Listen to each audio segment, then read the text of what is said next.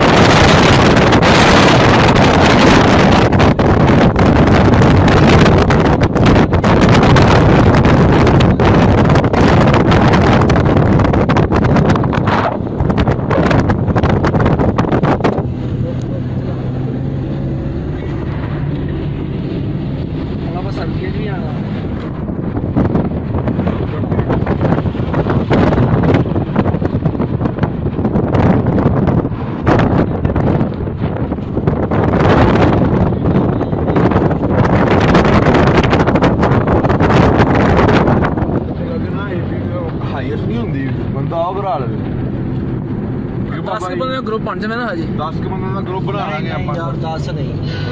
5 के 4 ਕੋਈ ਤਾਂ ਬੰਦਾ ਗੱਡੀ 'ਚ ਹੀ ਆਂਦਾ ਨਾ 4 ਦਾ ਇਹ ਨਾ ਕਿ ਇੱਕ ਕਮਰਾ ਲਵੋ